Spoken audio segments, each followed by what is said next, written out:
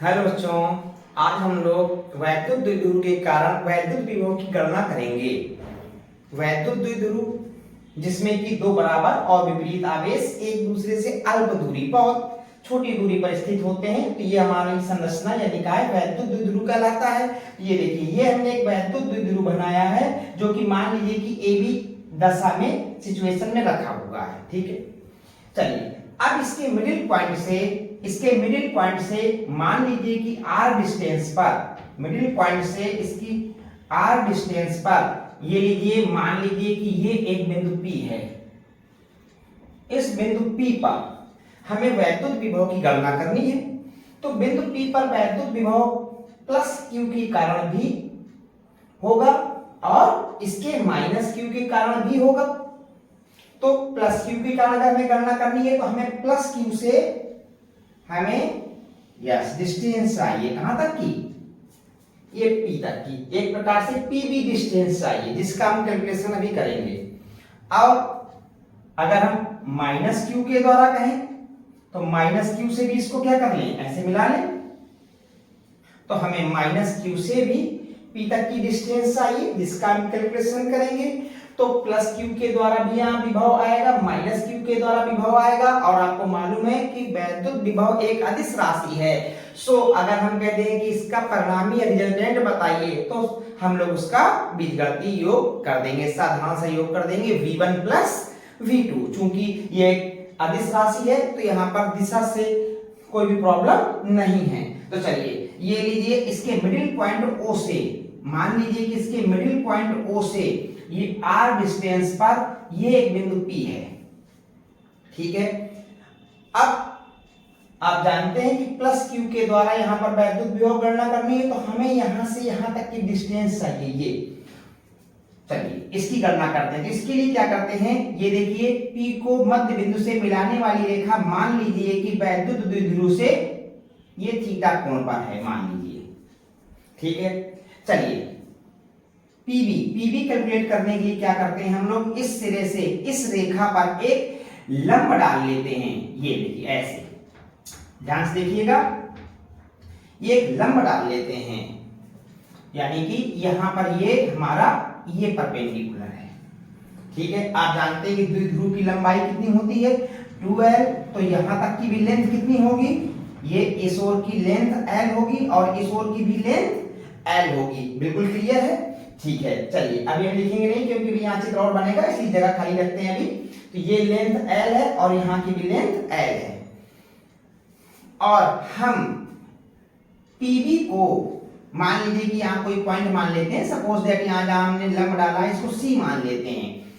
तो ये PB को हम बराबर मान सकते हैं किसके, PC के। और PC कैसे निकल आएगा, अगर हम PO में OC घटा दें, PO में OC घटा दें तो क्या निकल आएगा, हमारा PC निकल आएगा। और PC को किसके बराबर मान सकते हैं हम, PB के। क्लियर है बिल्कुल। अब चलिए ठीक इसी प्रकार हम इस, देखिए इस लाइन में थोड़ा सा बढ़ा लेते हैं ऐसे। अब जैसे कि हमने अभी यहां से B से इस पर हमने लंब डाला था, ठीक उसी प्रकार A से हम इस पे लंब डाल दें। ये देखिए, ये मान लीजिए यहां पर आकर एंगल बना हमारा 90 डिग्री, और अगर ये एंगल थीटा है तो आप जानते हैं ये एंगल भी ये थीटा होगा थीटा। और ये मान लीजिए कि इस पॉइंट को D। तो AP डिस्टेंस को किसके बराबर माना जा सकता है, PD के बराबर माना जा सकता है। AP डिस्टेंस को किसके बराबर माना जा सकता है, PD। इसको हम D माने हुए हैं, PD के बराबर माना जा सकता है। और PD कैसे निकल सकता है, PD निकल सकता है हम PO में कितना जोड़ दें, OD जोड़ दें। ठीक है बच्चों, तो हम किसी प्रकार हम साधारण सा कैलकुलेशन किसके लिए कर लेते हैं। चलिए अभी CO के लिए और OD के लिए आप इस चित्र से ही देख लीजिए। चित्र से अगर हम देखें, इसी चित्र से देखें तो ये ट्राइंगल आपको दिखाई दे रहा है, ये ट्राइंगल। इसमें हम कहते हैं आप cos थीटा ले लीजिए। इस चित्र में अगर हम cos थीटा लेने के लिए आपसे कह दें तो बच्चों क्या बनेगा, cos थीटा बराबर cos थीटा बराबर क्या बनेगा, आधार बटे कर्ण बनेगा। आपको मालूम है कि अगर किसी ट्राइंगल में 90 डिग्री है, ये क्या होगा, ये कर्ण होगा, यानी कि हाइपोटेनियस होगा। छोड़ दीजिए, तो cos थीटा बराबर क्या होता है, आधार बटे कर्ण। तो आधार आपको मालूम है, आधार कौन होगा, जिसके साथ एंगल लगा होगा। तो ये तो चूंकि कर्ण हो चुका है, तो आधार कौन बचा, ये बचा CO। ये लीजिए CO और अपॉन क्या होगा, कर्ण, जो कि आप पहले जान चुके थे। और ये किस लेंथ का है, L। तो इसकी जगह हम क्या लिख सकते हैं, L। तो इस प्रकार CO इक्वल टू क्या आ जाएगा, CO इक्वल टू आ जाएगा L cos theta, L cos theta. इस प्रकार से ये CO डिस्टेंस जो है वो कितनी निकल चुकी है, L cos थीटा निकल चुकी है। और ओरल ये दिखाई दे रहा है कि जितना CO होगा उतना ही OD होगा। चाहे यहां भी ले लीजिए cos थीटा, अगर इसमें भी cos थीटा ले लेंगे तो इसमें भी क्या आएगा, आधार बटे कर्ण, और फिर से आधार क्या होगा, अब यहां आधार होगा OD, कर्ण फिर से क्या होगा L। तो फिर से इसी प्रकार हमारा अगर इस ट्राइंगल में ले लेंगे तो हमारा DO भी कितना निकल आएगा, DO भी निकल आएगा L cos थीटा। ठीक है बच्चों, अब ये लीजिए, हमें डिस्टेंस कौन सी चाहिए बच्चों, हमें डिस्टेंस PB को लगभग बराबर है हमारा किसके, हमारा लगभग बराबर है PC के। और PC कैसे निकल सकता है, PC हमारा निकल सकता है, हम इतने में से पूरी डिस्टेंस में से ये छोटी डिस्टेंस क्या कर दे, माइनस कर दे। यानी कि PC इक्वल टू क्या हो सकता है, PC इक्वल टू हो सकता है PO माइनस CO। ठीक है, और PO का मतलब किससे है, PO का मतलब है हमारा ये पूरी डिस्टेंस, मिडिल पॉइंट से यहां तक की डिस्टेंस क्या थी, R। तो ये हो गया हमारा R, और R minus L cos theta, क्योंकि आपने CO फाइंड आउट कर लिया है L cos theta.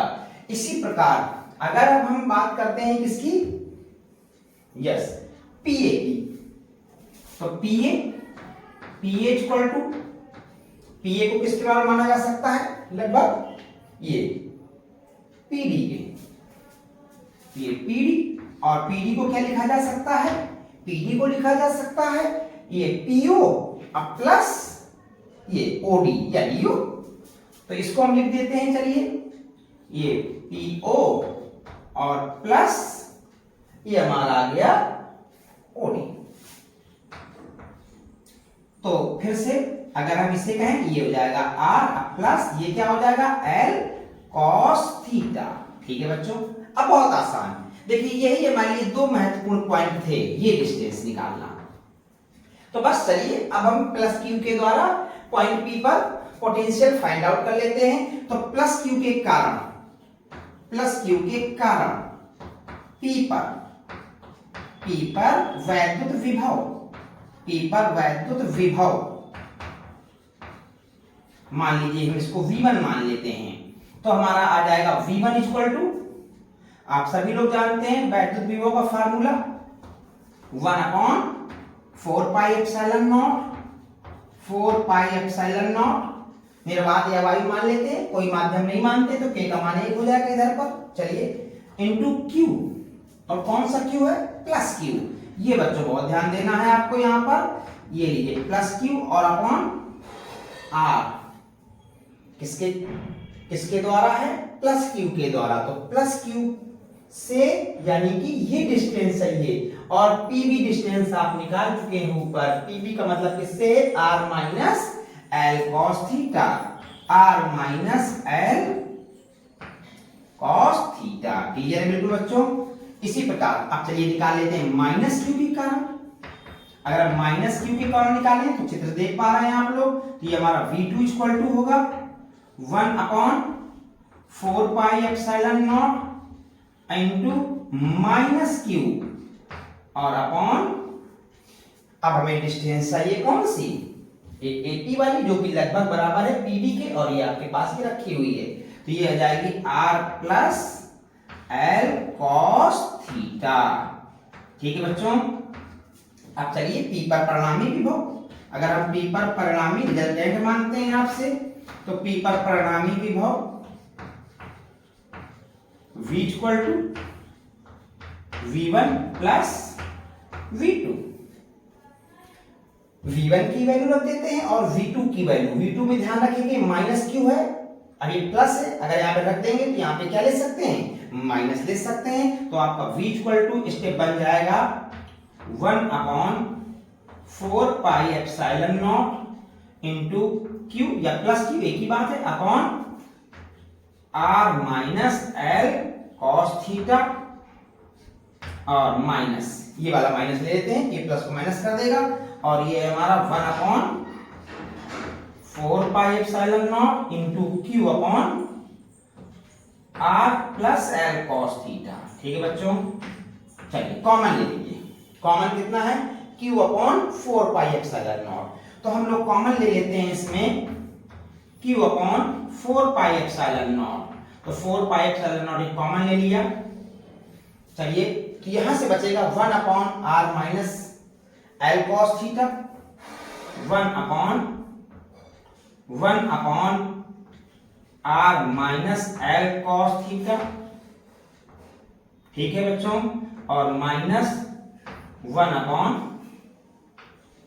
R plus L cos theta. बस अब इसके बाद जरा सा मैं सॉल्व करने के लिए और बचा, आप जानते हैं कि हम इसमें एलसीएम ले सकते हैं, तो एलसीएम ले लेते हैं। अब अगर हम एलसीएम कितना ले सकते हैं, R minus L cos theta एक ब्रैकेट में, दूसरे ब्रैकेट में क्या ले सकते हैं, R plus L cos theta. चलिए हम लोग यहाँ पर कॉमन ले लें, तो ये सॉरी एलसीएम ले लें, ये हमारा जो बत्तियों रखा हुआ है Q upon 4 pi epsilon not, और अगर हम इसमें एलसीएम ले लेते हैं तो हमारा एलसीएम आ जाएगा R minus L cos theta और into R plus L cos theta. ये हमारा हो गया, ये कैंसिल आउट, तो इसकी जगह में क्या आ जाएगा, इसकी जगह में आ जाएगा R plus L cos theta minus, अब इससे ये कैंसिल तो अब ये आ जाएगा, लेकिन ये आने पर ये माइनस भीतर जाएगा तो यहां पर हो जाएगा प्लस, तो ये हो जाएगा R plus L cos theta. बच्चों क्लियर है, R से R कैंसिल आउट कर दीजिए, L cos theta plus L cos theta, ये हमारा हो गया यस। चलिए लास्ट स्टेप की ओर बढ़ना शुरू करते हैं। तो हमारा V इक्वल टू आ गया, बाहर हमारा रखा हुआ है Q upon 4 pi epsilon not, और ये ऊपर कितना बचता है, L cos theta plus L cos theta, तो 2L cos थीटा, और अपॉन नीचे क्या बचता है, या जानते हैं कि इसको हम a square minus b square के फार्मूले से रख दें, तो ये बन जाएगा r square minus L square और cos स्क्वायर थीटा। ये ठीक है बच्चों, Q इंटू 2L, यस वैद्युत द्विध्रुव आघूर्ण, Q इंटू 2L वैद्युत द्विध्रुव आघूर्ण बन गया। इसकी जगह में क्या ला सकते हैं, स्मॉल p, ये लीजिए 1/4 pi epsilon not into p, ये वैद्युत द्विध्रुव आघूर्ण Q इंटू 2L, तो p cos थीटा और upon r square minus L square और cos स्क्वायर थीटा। चलिए फिर से वही बात, देखिए बच्चों हम सभी लोग जानते हैं यहाँ पर कि वैद्युत द्विध्रुव एक ऐसा निकाय है जिसमें दो बराबर मैग्नीट्यूड बराबर है किंतु विपरीत, यानी एक प्लस तो एक माइनस वाले चार्ज जो होते हैं वो एक बहुत ही छोटी डिस्टेंस पर स्थित होते हैं। इसका उदाहरण आपको दिखा दें, जैसे कि HCl, अगर HCl में H प्लस Cl नेगेटिव, तो बताइए इनके बीच की जो डिस्टेंस होगी H प्लस की और Cl नेगेटिव की, तो ये डिस्टेंस बहुत छोटी है ना उसकी, तो ये डिस्टेंस बहुत छोटी है और ये डिस्टेंस उसकी कंपेयर में बहुत बड़ी हो सकती है। जैसे मान लीजिए 1 सेंटीमीटर या 1 मिलीमीटर ही मान ली, तो ये डिस्टेंस इसके कंपैरिजन में क्या हुई, बहुत बड़ी हुई। तो देखिए बच्चों, अगर कभी हम क्या करेंगे, अगर किसी बड़ी डिस्टेंस के साथ में कोई डिस्टेंस जो बहुत छोटी हो उसको जोड़ें अथवा घटाएं, तो वो फाइनल आंसर पर कोई खास प्रभाव नहीं डाल पाएगी। तो आप मेरा कहना समझ गए होंगे कि यहाँ पर कौन डिस्टेंस r स्क्वायर की तुलना में कौन सी डिस्टेंस बहुत छोटी है, ये वाली। तो आप समझ गए होंगे, because L square cos square theta बहुत छोटी डिस्टेंस है किसकी कंपेयर में, आर स्क्वायर की कंपेयर में, इसलिए आप जान गए होंगे कि इसको ड्रॉप कर सकते हैं हम। इसके साथ में ये जो आर स्क्वायर के साथ माइनस करके लिखा है इसे हम लोग शून्य मानकर ड्रॉप कर दें। यहां तक कि यहां प्लस भी लगा होता तो भी हम इसको शून्य मानकर ड्रॉप कर देते। जैसे हम आपसे कह दें कि 1,00,000 में 0.1 जोड़ दीजिए, तो 1,00,000.1 कहना, समझ गए होंगे आप मेरी बात को, तो ठीक है। चलिए, तो यहां पर हम लोग इसको छोड़ देंगे, L square cos square theta को छोड़ देंगे, इसलिए हमारा फार्मूला आ जाएगा v equal to 1/4 pi epsilon 0 into आ गया p कॉस थीटा और अपॉन आर स्क्वायर। ये हमारे सामने ये फार्मूला आ चुका है। अब इस फार्मूले की दो बहुत विशेष स्थितियां हो सकती हैं। चलिए, पहली स्थिति और दूसरी स्थिति। चलिए, फर्स्ट सिचुएशन इस बॉक्स में करते हैं, दूसरी सिचुएशन इसमें कर लेंगे।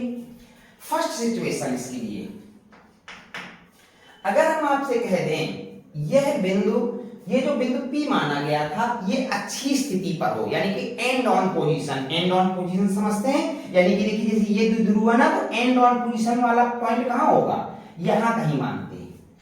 ठीक है, मान लीजिए मिडिल पॉइंट से इसको झुकाकर इधर तक ले आइए, तो ये जो थीटा मान रहे थे हम ऐसे, ठीक है, तो अगर ये पॉइंट अच्छी स्थिति पर आ जाएगा तो आप जानते हैं कि ये ऐसे हो जाएगा, मेन थीटा 0 डिग्री हो जाएगा।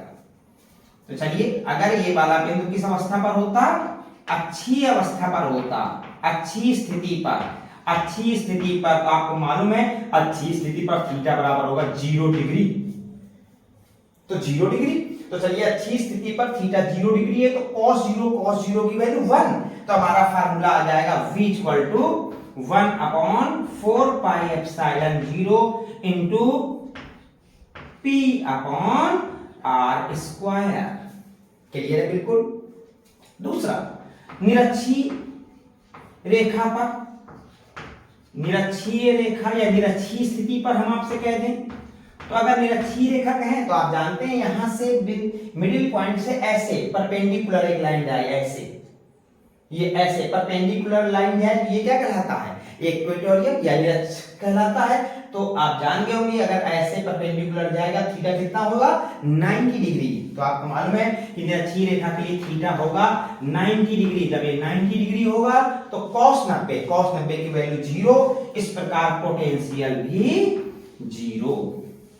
इस तरह से अच्छी स्थिति पर हमारा विभव प्राप्त होता है, ये आपके सम्मुख है, जबकि निरक्षीय स्थिति पर वैद्युत विभव शून्य होता है। आई होप बच्चों आप इसको बहुत बेहतर तरीके से जान चुके होंगे।